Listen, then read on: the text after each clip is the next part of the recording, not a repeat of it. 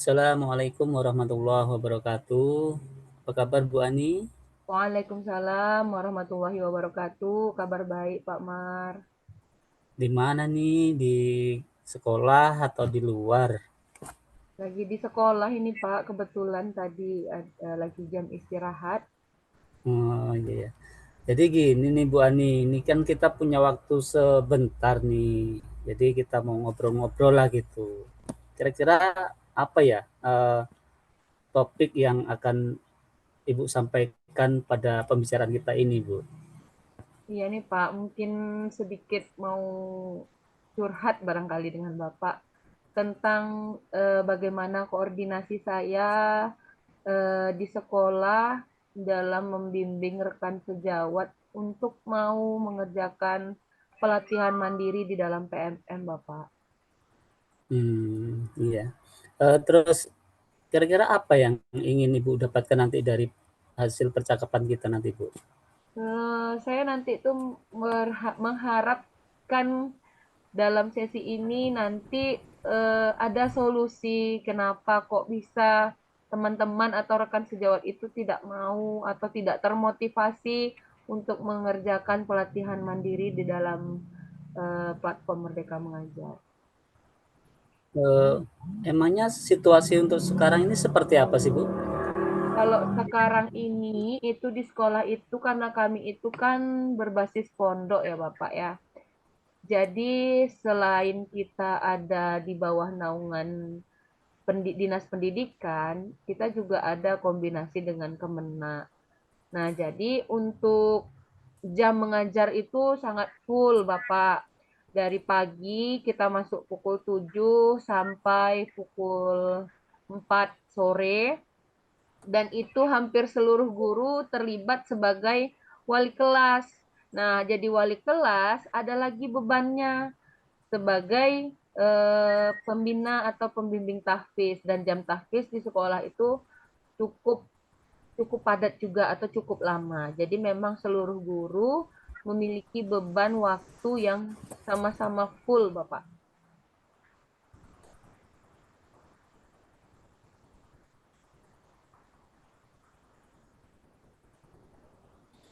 Tadi kan kaitannya sama PMM, jadi, apa yang mempengaruhi hal itu, Bu? Ya, mungkin kenapa mereka tidak, menurut saya sih, kenapa mereka tidak mau termotivasi.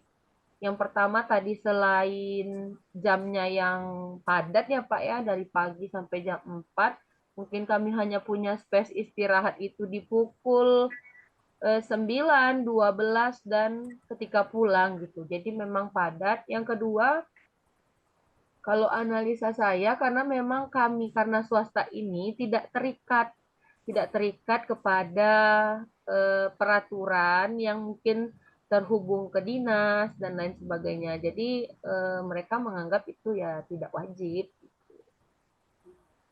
Oke, jadi, mungkin dari itu tadi situasi itu, kira-kira apa yang ingin Ibu situasi seperti apa yang Ibu inginkan dari, eee, yang Ibu sampaikan tadi? Ya, kalau saya sih mengharapkan ini dilakukan ya Pak sama rekan-rekan saya.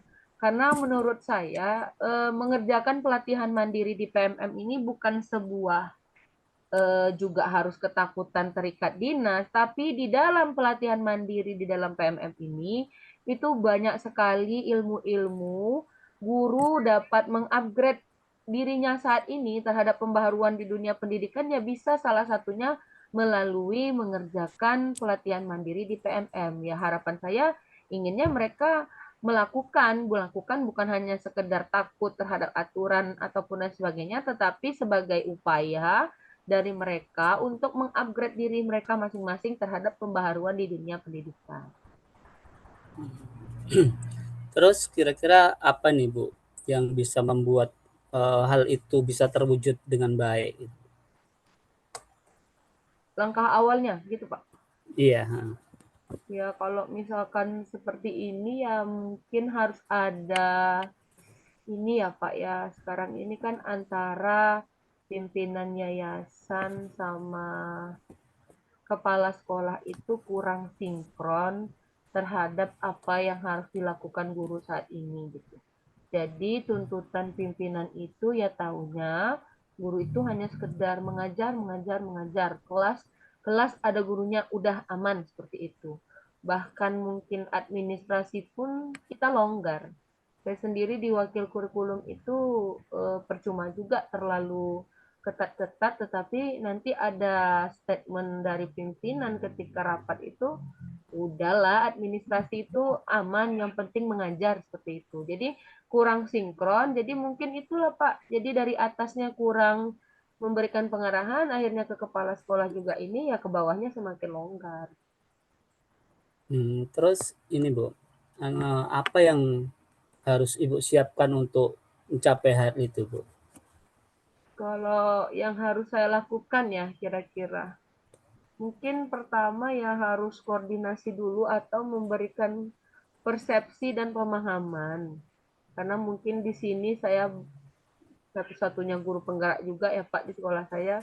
Mungkin saya terlebih dahulu memberikan pemahaman dan itu memang belum saya lakukan kepada pimpinan terkait memberikan pemahaman tentang PMM ini, mengingat jam yang begitu padat dan pimpinan kami pun juga mengajar full gitu. Jadi mungkin langkah awalnya ya saya mungkin menemui beliau untuk menyamakan persepsi, terus apa-apa saja yang ada di dalam PMM, kemudian nanti baru setelah dari pimpinan yayasan berkoordinasi lagi ke kepala sekolah.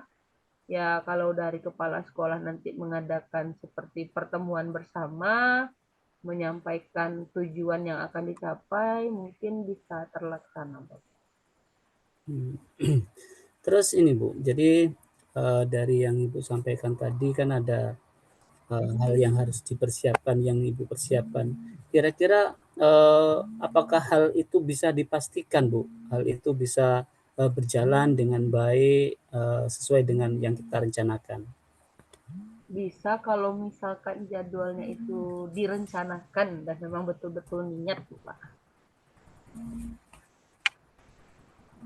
Bisa terlaksana. Terus kira-kira apa Bu kriteria dari keberhasilan yang nantinya Ibu inginkan? Ya, kriteria keberhasilan saya ya harapannya kalau bisa seluruh topik atau kalaupun tidak seluruhnya ya mungkin sekitaran 2 sampai 5 atau di bawah 10 mereka bisa mengerjakan pelatihan mandiri di PMM itu sudah sangat luar biasa. Dan pemilihan topik itu pun bisa disesuaikan mungkin yang ada hubungannya dengan saat ini tentang profil pelajar Pancasila, bagaimana penyusunan ATP, tentang kurikulum merdeka, dan itu kan sangat berguna. Jadi saya harapkan mereka bisa mungkin memilih materi esensial saja, karena memang Pak Marianto di sekolah saya itu sekarang bisa dikatakan belum belum tahu dunia luar tentang kurikulum merdeka gitu. Masih nyaman dengan cara lama. Jadi mereka pun masih ada yang mengajar dengan cara lama seperti mendikte dan lain sebagainya. Baik, kira-kira ada lagi Bu?